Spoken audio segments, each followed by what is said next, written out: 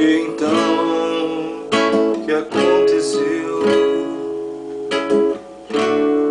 Se eu estava aqui tão perto,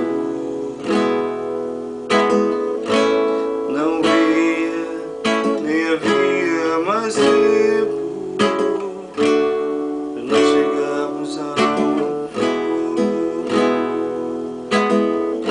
Pensamos em voltar atrás, e aí descobrimos que o tempo não volta mais. Então pensamos em olhar para trás, fizemos coisas e erramos demais.